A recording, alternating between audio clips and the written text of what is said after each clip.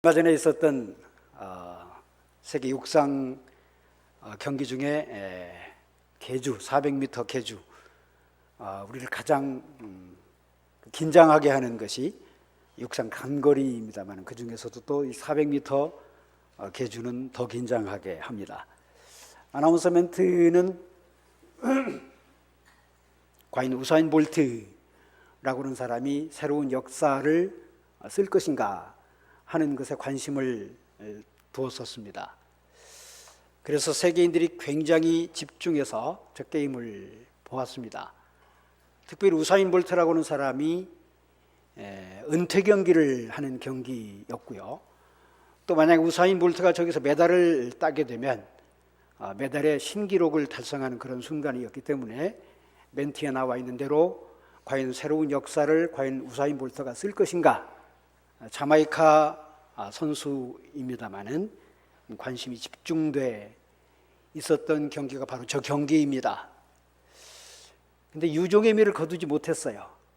여러분들이 그 릴레이 광경을 봤습니다마는 중간에 넘어지죠. 근육경련으로 결국에는 결승선을 통과하지 못했습니다. 우사인 볼트라고 하는 사람은 근 10년여간 육상 단거리를 제패한 왕 중의 왕이었습니다. 그 전까지는 미국의 게이틀린이라는 사람이 단거리 최고의 주자로 떠올라 있었습니다마는 거의 10년여간의 게이틀린이라는 사람은 우사인 볼트의 뒷머리만 보고 달렸다 할 정도로 2인자로 전락을 했었고요. 그동안에 우사인 볼트는 뛰었다 하면 금메달이었습니다. 아니, 뛰면 신기록을 작성했어요. 그는 10년 동안에 100m 세계 신기록, 200m 세계 신기록, 그리고 저렇게 계주에서 또 세계 신기록, 단거리 부분에서는 절대 강자 아무도 따라가지를 못했습니다. 이게 우사인 볼트예요. 근데 중간에 저렇게 넘어져서 결국에는 대미를 장식하지 못했습니다. 아니, 아예 결승선을 통과하지 못했습니다. 최고의 주자, 최고의 왕자, 절대권자였던 우사인 볼트의 이런 실망스러운 모습은 세계 언론이 전부 다 지적한 바 있고요. 물론 그의 나라 자마이카는 망연자실했습니다. 물론 본인의 영광도 상당히 많이 가렸고요. 전날 있었던 100m 결승 경기에서도 결국에는 금메달을 따지 못하고 동메달에 머물렀습니다. 그래도 런던에서 있었던 게임이어서 그랬는지 모르지만 의외로 영국이 금메달을 획득하는 그런 광경을 우리가 보았습니다. 왜 우사인 볼트는 중간에 저렇게 넘어질 수밖에 없었을까? 넘어진 것이 아니고 다리 근육경련 때문에 결국에는 뛰지 못한 겁니다. 육상 단거리 거의 10수년을 연습을 해왔고 또 마지막 대미에 장식하는 그 순간에 공교롭게도 근육경련을 일으켜서 결승선을 통과하지 못했다. 그는 언론에서 그의 변을 말했습니다. 굉장히 가까운 친구가 교통사고를 당해서 신경이 오직 거기에 쓰였다. 아마 그래서 결국에는 그런 결과를 낳았다라고 변명을 했습니다. 근데 영국 언론은 전혀 다르게 썼습니다. 그는 바로 그 전날 밤까지도 술자리에 있었다. 그렇게 써서 우사인 볼트의 명성에 아주 먹칠을 하고 말았습니다. 유종의 미, 대미를 장식하는 일은 그만큼 어려운 일일 겁니다. 하필 은퇴 경기에서 저런 모습으로 세계인들을 실망시킨 우사인 볼트는 유종의 미라는 말이 새롭게 우리에게 떠올리게 하는 그런 경기였습니다. 여러분, 이스라엘이 그랬어요. 오늘 본문에 등장한 이스라엘이 바로 그런 모습이었습니다. 그야말로 굉장히 깊은 계곡으로 낭떠러지로 수없이 곤두박질 치는 광경의 말씀이 오늘 말씀이에요. 자, 이스라엘 한마디로 승승장구하던 민족입니다. 얼마만큼 승승장구했느냐? 여러분, 최초의 인류는, 우리 인류학에서는 자바에서 발견된 화석의 직립 원인, 즉 모든 동물이 다 네 발로 걷는데 서 있는 인간이 비로소 나타난 화석이 발견됩니다. 인도네시아의 자바 섬에 있는 화석이에요. 최초의 인간이다.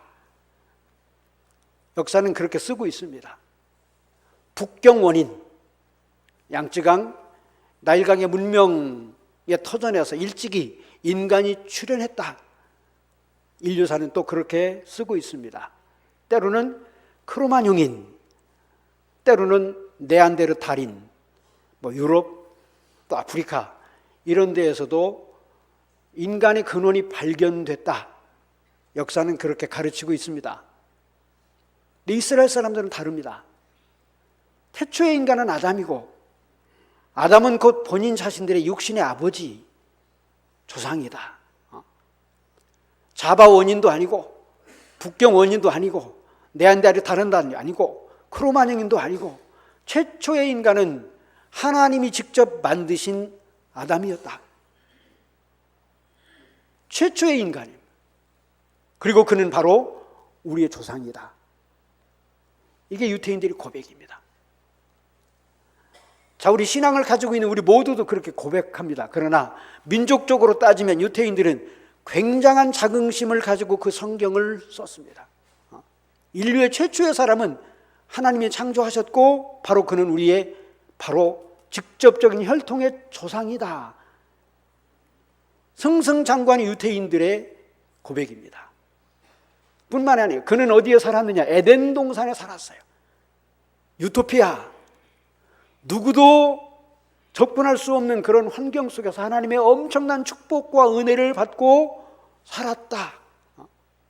아담이고 에덴 동산이고 유토피아이고, 그 에덴 동산 유토피아는 아무런 수고와 아무런 노력을 하지 않아도 얼마든지 먹을 양식이 넉넉한 곳, 그야말로 우리 인류가 최고로 꿈꾸고 있는 그런 세상에서 우리 민족은 살았고 이렇게 축복을 받은 민족이다.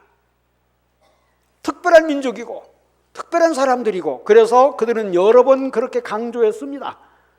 우리 하나님께서 말씀하시기를 내가 너희들의 하나님이 될 것이고 너희는 내 백성이 될 것이다. 오늘 말씀에도 등장하는 말씀입니다. 하나님은 이스라엘 자기 백성들을 들어서 나는 너희들의 하나님이 될 것이다. 다른 사람들이 아니에요. 너희 하나님이 될 것이고 너희들이 곧 내 백성이 된다. 특별히 선택받은 민족. 이게 유대 백성들의 자긍심이고 자존심이고, 자, 아울러서 그런 자긍심과 자존심에 맞추어서 정말 하나님 이스라엘 백성들을 특별하게 축복하십니다. 애굽에서 종살이 할 때 우리 하나님은 거뜬히 이스라엘 백성들을 다 구원해냅니다. 온갖 난관을 다 극복하게 시켜놓고 결국에는 기적까지 베푸시면서 이스라엘 백성들을 아무 문제 없이 가나안 땅까지 안내하십니다. 가나안 땅에 정착시켜서 그들이 정말로 큰 축복을 받게 우리 하나님 하십니다. 430년 동안이나 애굽 광야에서 종살이를 얻은 백성들을 우리 하나님은 그냥 드러내셨고요. 그들을 광야 그 거친 땅에서 다 인도하셨고요. 때로는 엄청난 기적을 베푸셔서 그들을 축복하셨고요. 결국에는 목적하는 바, 그 꿈을 다시 주신 분이 바로 우리 하나님. 에덴 동산이나 가나안 복지나 다 똑같은 말입니다. 우리 하나님이 이렇게 우리를 축복하셨다. 그 절정은 그 솔로몬 시대입니다. 여러분, 솔로몬 시대 열왕기상의 말씀에 보면 솔로몬의 재산과 지혜는 천하의 열왕보다 크니라 그랬습니다. 천하의 어떤 열왕보다도 솔로몬의 재산과 지혜는 너무 커서 비교가 될 바가 아니었습니다. 그 뒤로 뭐라고 썼는가 하면 천하의 열왕들이 솔로몬의 그 지혜와 재산을 보기 원하여, 솔로몬의 얼굴을 보기 원하여 예물을 들고 방문하였더라 그랬습니다. 자, 그런데 그 주변에 굉장히 많은 강대국들이 있었어요. 이스라엘이라는 땅은 사실 뭐 조그마한 땅이지요. 굉장히 많은 강대국들이 솔로몬의 얼굴을 보기 원하여 그의 재산과 그의 능력과 그의 지혜와 그의 왕궁의 우영을 보기 위해서 예물을 가지고 찾아갔어요. 근데 그 뒤에 뭐라고 썼는고 하면 솔로몬이 해마다 정한 수를 책정했다라고 되어 있어요. 예물을 요만큼 갖고 오지 말고 요만큼 갖고 와. 내 얼굴을 보기 원하냐? 내년에는 이만큼 갖고 와. 해마다 솔로몬이 정해줬어요. 이럴 만큼 솔로몬의 영광은 대단했습니다. 물론 아버지 다윗의 후광이기도 했습니다만 솔로몬은 1000번제를 드리면서 하나님의 축복을 받은 것은 성경이 이미 증거하고 있습니다. 천하의 열왕들이 솔로몬을 굉장히 두려워, 솔로몬을 굉장히 부러워했습니다. 매 해마다 솔로몬이 정해주는 예물의 수를 가지고 솔로몬을 방문했다. 뿐만이 아닙니다. 주변의 모든 이방 민족들을 전부 다 잡아다가 노예로 부렸어요. 그럼 이스라엘 백성들이 뭐 했나? 다 감독관이야. 유태인들은 다 감독관이고 노예에게 종사하는 사람들은 전부 다 주변에 이방 나라 사람들이었다고 되어 있습니다. 이게 이스라엘 백성들이 주는 영광입니다. 그런데 그런 승승장구하던 솔로몬의 그 엄청난 그런 지혜와 능력과 또 영광에 비교되지 않게 오늘 말씀은 급전직하, 완전히 낭떠러지로 깊이 떨어지고 있는 얘기를 오늘 쓰고 있습니다. 자, 오늘 본문 서두에 뭐라고 되어 있는가 하면 제7년 5월 10일에 지난 주일날 우리 허정강 목사께서 굉장히 마음 아픈 역사이지만 그래도 하나님은 기록하라 하셨다고 했습니다. 왜? 하나님께서 그 어려운 역사 속에서 그들을 구원하신 역사를 그들이 기록함으로써 훗날에도 오늘날 우리에게도 교훈 삼고자 하시기 위함이었다고 말씀하셨어요. 자, 제7년 5월 10일 이날은 어떤 날인고 하면 그 솔로몬의 모든 영광을 다 뒤로 하고 다 까먹고 다 청산된 상태에서 유대 백성들이 여기저기 저기여기로 포로로 잡혀간 때를 얘기합니다. 당시 대제국인 어떤 나라도 건드릴 수 없는 바벨론이라고는 제국의 황제 느부갓네살이 유대 백성들을 여기저기 저기저기 다 잡아갔습니다. 모든 재산은 전부 다 몰수해 갔습니다. 왕까지도 다 잡아가 버렸어요. 그리고 호수아비 왕을 임명해 놨어요. 이게 당시 유대 백성들이 처한 환경이야. 포로로 끌려간 지 7년이 되던 제 5월 10일 날 당시 예루살렘 에스겔도 끌려갔고요. 수많은 사람들이 다 끌려갔어요. 거기다 대고 이미 북쪽 이스라엘 나라는 100년 전에 망했습니다. 그러면 반면교사 삼았어야죠. 아, 저렇게 되니까 우리의 반쪽 망하기도 하는구나. 하나님의 백성이긴 하지만 하나님의 백성도 고난을 겪는구나. 고난만이 아니고 나라가 망하는구나. 이미 100년 전에 북쪽 이스라엘은 망했어요. 그럼 남쪽 반쪽만이라도 정신을 제대로 차렸었어야 되는데 그러지를 못했어요. 그런 나라의 모습이 지금 풍전등화야. 그래도 백성들이 정신을 못 차려 여러 차례 포로로 잡혀갑니다. 느부갓네살이 한 번, 두 번 잡아간 게 아니에요. 수시로 와서 다 잡아가. 쓸만한 사람이 있으면. 선지자 에스겔도 잡혀갔고요. 왕 여호야김도 잡혀갔고요. 또 많은 장로들 다 잡혀갑니다. 그래도 선지자이니까 왕이니까 장로들이니까 조금 대접은 받았겠지요. 그러나 잡혀간 대다수의 사람들은 다 바닥 생활입니다. 어디서 뭐 하는지 몰라요. 낯도 끝도 모르는 사람들에게 지금 어떤 꼴을 당하는지 몰라요. 지도새도 모르게 다 죽는지도 몰라요. 이게 당시 처했던 유대 백성들의 상황이었습니다. 그 영광은 다 어떻게 하고 하루아침에 완전히 절벽으로 나락으로 떨어진 백성들의 모습입니다. 그걸 말씀에 뭐라고 그랬어요? 제7년 5월 10일 날 장로의 개역 성경에는 두어 사람이, 우리 세번역 성경에는 여러 사람이, 장로들 여러 사람이, 즉 같이 끌려가서 자기 백성들의 그 처참한 모습을 옆에서 지켜보고 있던 그래도 지도자라고는 사람들이어서 그랬는지 에스겔 선지자를 찾아왔다, 그 얘기입니다.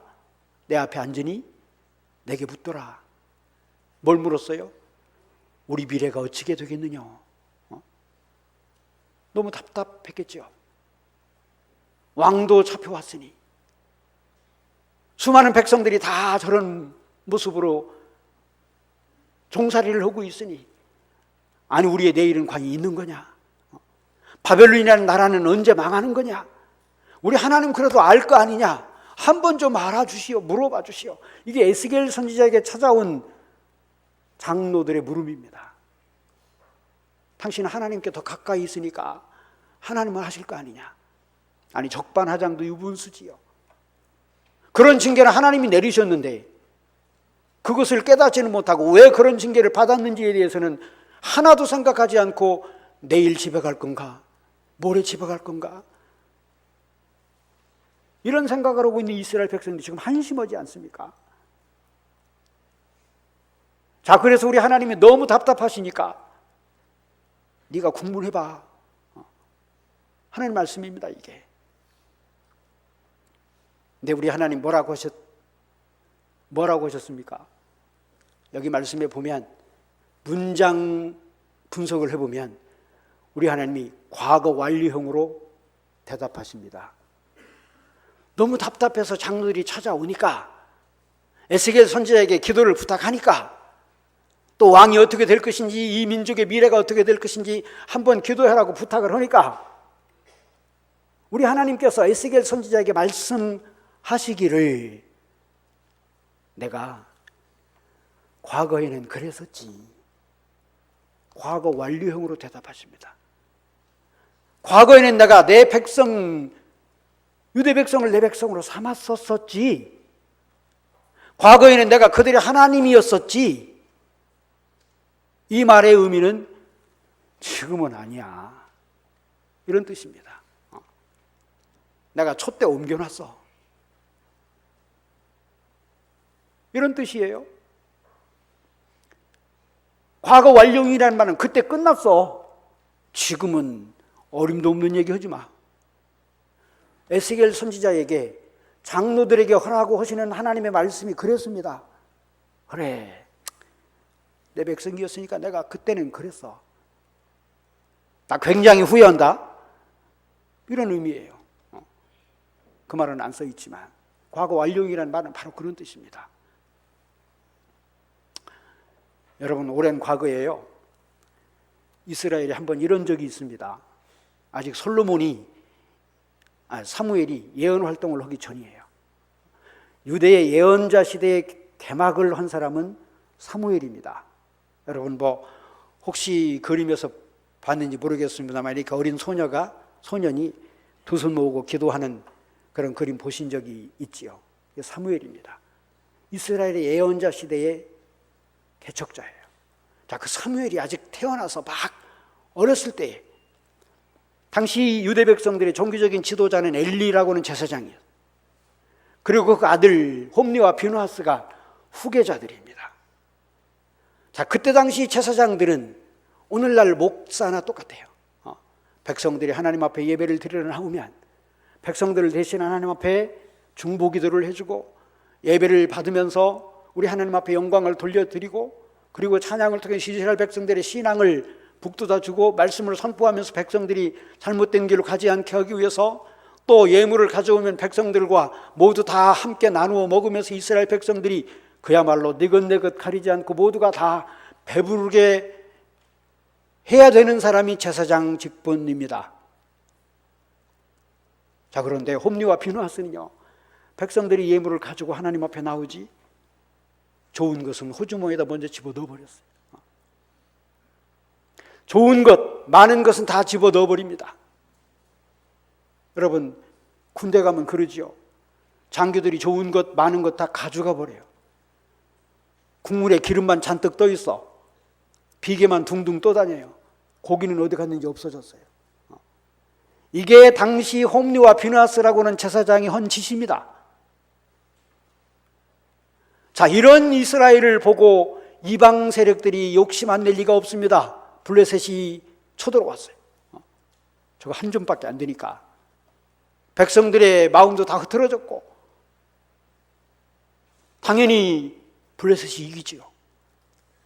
멀쩡한 청년 4,000명이 그냥 그 자리에서 몰사했습니다. 그 광경을 쳐다본 홈리와 비누아스가 너무 마음이 아프니까 우리 하나님께서 우리와 떠나 계신가 보다. 언약궤 가져와. 왜? 우리 하나님은 언약궤 속에 임재하시니까. 우리 하나님은 전쟁의 신이니까 언약궤를 가져다가 제일 앞에 세워놓고 전쟁하면 우리가 당연히 이길 것이고, 여러분 실제로 우리 하나님의 언약궤는 가는 곳마다 만사형통한 바 있습니다. 얼마나 우용이 넘치느냐. 언약궤가 옆으로 떨어지는 모습을 보고 그것을 거두른 사람이 즉사했습니다. 그 정도로 하나님의 임재의 상징인 말씀의 상자, 지금으로 말하면 성경의 박스가 당시는 최고의 위험이었어요. 옆으로 떨어지기만 하는 것을 붙잡아도 그는 즉사했어요. 이유가 없습니다. 왜? 하나님의 우용을 만진 거니까. 그래서 홈리와 비누아스가 이때다. 하나님의 임재의 상징인 언약궤를 앞세우면 전쟁에 이기겠지. 천만에 3만 명이 또 몰사했어요. 전쟁에서 대패했습니다. 자, 그럼 하나님의 우용은 어디 가셨고? 이게 과거 이스라엘 백성들이 경험한 바입니다. 만지기만 해도 즉사했었는데 하나님 언약궤를 세웠는데도 전쟁에서 졌어. 4,000명보다도 훨씬 많은 3만 명이 다 맞아 죽었어요. 이게 당시 이스라엘 백성들이 경험한 바입니다. 그러면 하나님은 어디 가셨을까? 여러분, 이 성경을요 1년 12달 읽지도 않고 저기 벽장 한 군데다가 먼지 촉하게 그렇게 놔둬도 이게 성경일까? 그냥 책이지요. 이름만 성경이지 그냥 책 아닙니까? 내 마음속에 하나님이 임재해 계신데 내가 하나님의 영광을 위해서 살지는 않고 그냥 시간 됐으니까 가서 예배 드리고, 하나님이 계실까? 하나님 안 계시지. 네가 나를 버렸는데 하나님 뭐가 아쉬워서 우리를 졸졸 쫓아다닙니까? 이게 우리 하나님, 아무리 자비하신 하나님이지만, 넓으신 하나님이시지만 우리가 하나님을 버렸는데 하나님 거기 계실 리가 없습니다. 당시 그 법궤 안에 하나님이 계셨다. 이거는 부족을 믿는 사람들의 신앙입니다. 하나님이 계실 리가 없어요. 거기에 대패한 이유도 바로 그런 것입니다. 근데 놀라운 일이 발생합니다. 블레셋 사람들이 그것을 가져다가 자기들의 신전 다곤 신전에 모셔놨어요. 그런데 유대 백성들이 만져도 즉사했는데 블레셋 사람들이 언약궤를 만지는데 한 사람도 죽은 사람이 없어요. 무슨 뜻이에요? 하나님은 안 계시다는 뜻입니다. 이스라엘 백성들이 버렸으니까 우리 하나님 언약궤에서 이미 떠나가신 거지요. 근데 한참 후에 또 놀라운 일이 발생합니다. 이제는 정반대로 다곤 신전에 모셔놨던 그 법궤 때문에 다곤 신상이 곤두박질 쳐버려요. 목도 달아나고 또 결국에는 팔뚝도 부러지고, 다곤 신전에서 발생하는 사건이 바로 그랬습니다. 자, 과거 전쟁에서 질 때는 하나님이 안 계셨었는데 어느 날 갑자기 하나님이 임재하셔가지고 다곤 신전의 모든 것을 다 파괴해서 하나님이 블레셋 사람들에게는 연병이 돋게 합니다. 그래서 블레셋 사람들이 더 이상 법궤를 자기 나라에 모실 수가 없어 가져가라고 그랬어. 가져가. 유대 백성들에게. 우리 너무 두려우니까. 왜 안 계시던 하나님이 갑자기 임재했을까? 이유가 있습니다. 홈리와 비누아스 쓴 사람은 죽고, 엘리도 결국에는 전쟁에서 졌다는 소식을 죽고, 소식에 죽었어요. 그리고 후계자가 사무엘이 등장을 했습니다. 사무엘은 전국 각지를 돌아다니면서 잠자고 있는 유대 백성들의 신앙을 다시 깨웠어요. 미스바에 모여서 대성회도 가졌어요. 전국을 순회하면서 설교하고 목회하고 백성들의 신앙을 다시 회복시켰습니다. 당연히 하나님이 다시 임재하시죠. 다곤 신전에 이상현상이 나타났던 이유가 바로 그런 결과였습니다. 자, 오늘 본문에서 우리 하나님 굉장히 안타깝게 이스라엘 백성들에게 말씀하시잖아요. 내가 과거에는 그랬었어. 그러나 지금은 아니야. 왜? 오늘 말씀에 뭐라고 그랬어요? 내 말을 듣지 아니하며 가증한 일을 아직도 섬기며 이방신 앞에 절하며 엉뚱한 짓을 하고 있는, 그래서 완전히 그들의 마음속에서 나를 지워버렸는데 내가 거기 있을 이유가 없지. 그래서 과거에는 내가 그랬었어.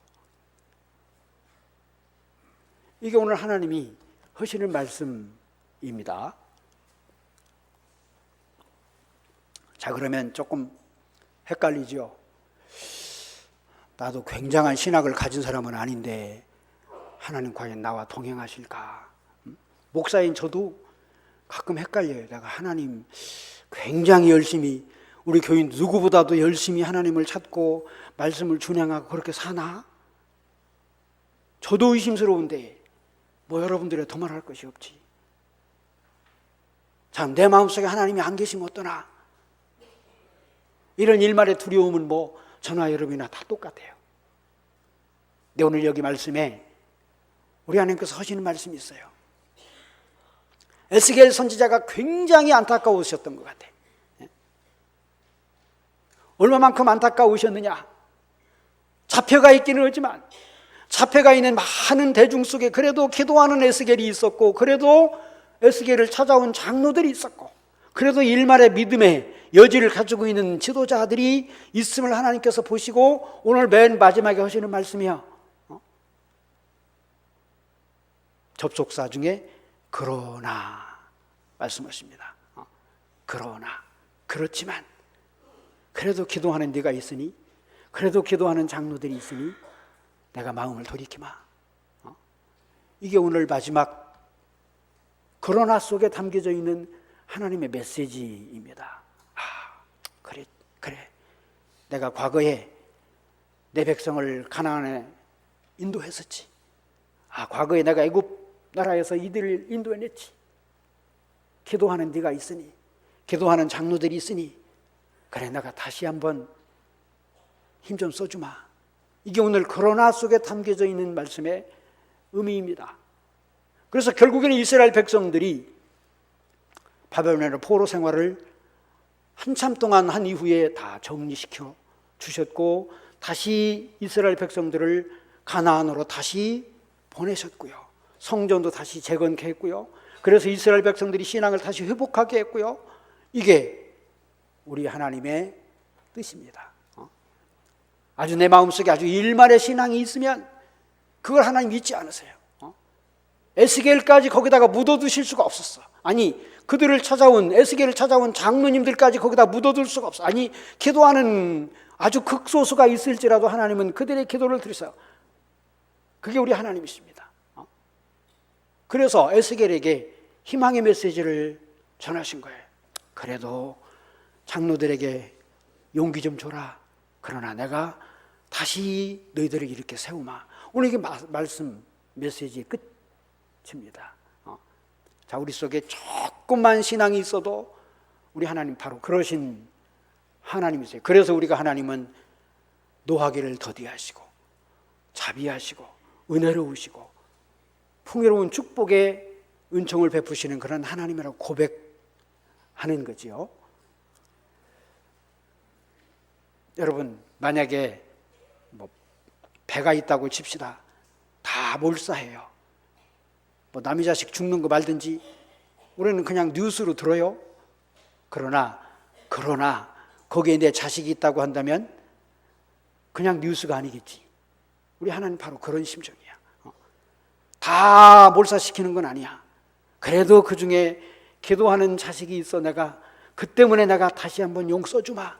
이게 우리 하나님이세요. 그래서 오늘 요한 사도에게 하시는 말씀입니다. 내 안에 거하라. 나도 너희 안에 거하리라. 따라하시죠. 내 안에 거하라. 나도 너희 안에 거하리라. 또 말씀을 이어서 하십니다. 그럴 때 내게 너희가 기도하면 무엇이든지 원하는 대로 내가 다 주마. 결실의 계절입니다. 자, 9월이 막 시작이 됐지요. 자, 풍요로운 계절이 우리에게 다가오고 있어요. 아니, 연말이 점점 조금 아직은 멀었지만 다가오고 있어요. 자, 이런 계절에 유종의 미를 잘 거두시기 바랍니다.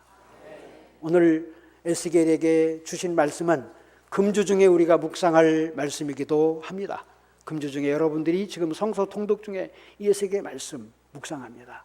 자세히 읽으시고 늘 말씀과 함께 하지는 않아도 그러나 네가 성경 한 구절이라도 읽으니까 내가 조금 마음을 돌이키마. 이런 축복의 은혜가 여러분들에게 넘치기를 바랍니다. 기도하겠습니다.